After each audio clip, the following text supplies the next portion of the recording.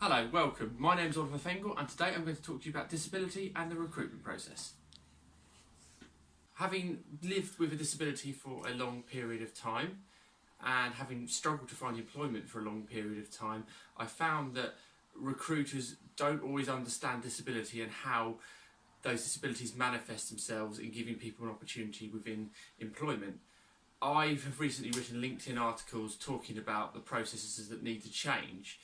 Now, for me, one of the major factors, point number one, is that employers need to look more at the substantive elements of a candidate's CV more than the procedural elements. Basically, what I mean by that is looking at what the candidate brings. Particularly if they've got a disability, they may not necessarily have the qualifications, they may not necessarily have the experience, they may have an interesting life story. And what it is important to have a look at what they do, what they have on their CV, and say, well, actually, hang on, let's give them an opportunity.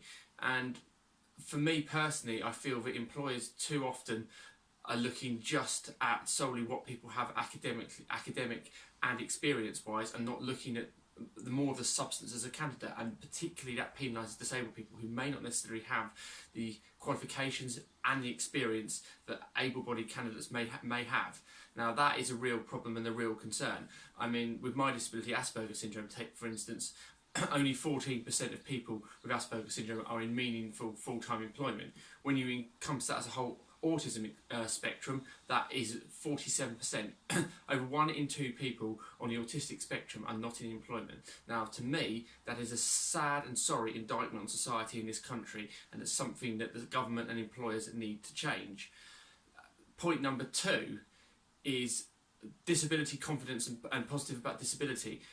Yes, they're great sayings, and yes, employers are increasingly using them more and more and more in the workplace, but what are you doing about actually using the training in an effective way that's going to bring more disabled candidates into your workplace and add value to your business? Now, for me, there are certain disabilities, particularly like Asperger's syndrome, because it's a complex neurodisability and often seen as an invisible disability. Employers think that everybody has the same characteristics as, say, the other candidates that may have, say, Asperger's syndrome.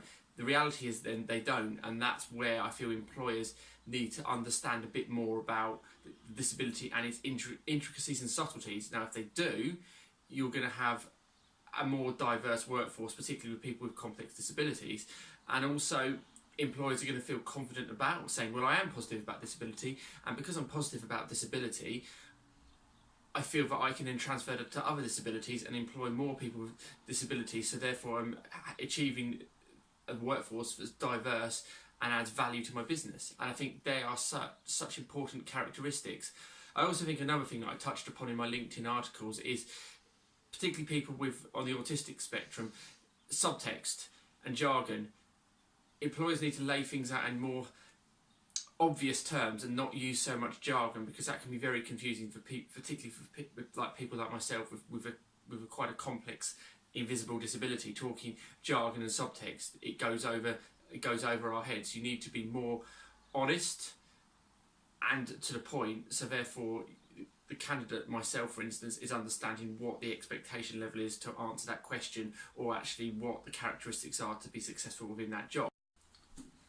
Point number 4 I'd like to talk about with disability in the recruitment process is reasonable adjustments on application forms. Now, from experience of having filled out a lot of application forms over the last few months, I found that employers don't seem to have enough room for a candidate to A, talk about their disability, and B, to talk about the reasonable adjustments they require for interview.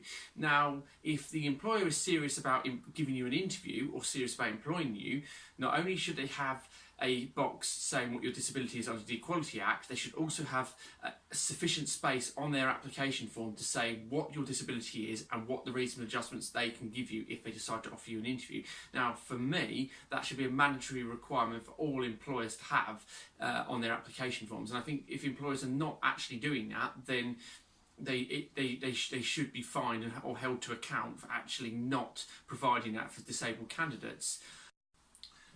Point number 5, employers should provide all the necessary reasonable adjustments if they do offer you an interview.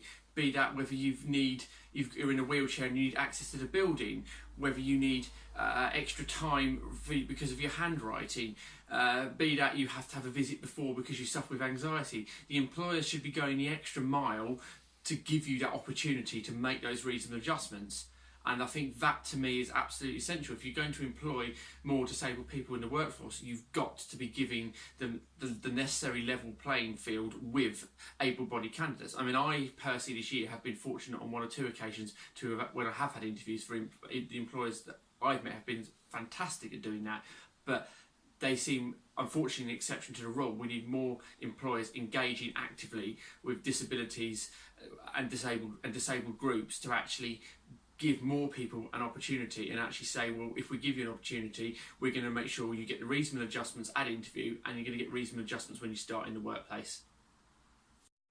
Point number 6 I'd like to talk to you about with the disability in the recruitment process is that actually, from a personal perspective with my disability, with Asperger's syndrome, the value it can bring to an employer's business. I mean, for me, my disability really encompasses things like having an excellent memory and meticulous attention to detail and a really strong work ethic and a passion to be successful.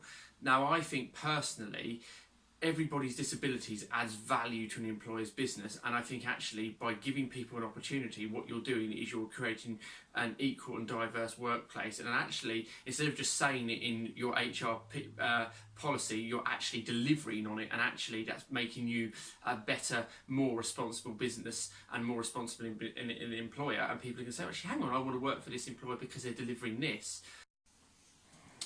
Finally, I'd like to conclude and say thank you for watching my video today, and I'd really like to hear from employers and recruiters about their experiences about the disability in the recruitment process, but I also actively want to engage with them and say, look, what's going well with your recruitment process of disabled candidates in the workplace, what's not going so well, and what can we do to change it? Because actually by bringing people in who have a disability and have a bit of an understanding of the recruitment process, what you're able to do is you're able to actually bring more disabled people into the workplace and will only help add value to your business. So I would really like to hear from yourselves on LinkedIn, get in touch with me, send me a message, let's see if we can sort out a meeting and discuss what you're going to do to take your business forward and make your business a more diverse, inclusive and fair place to work.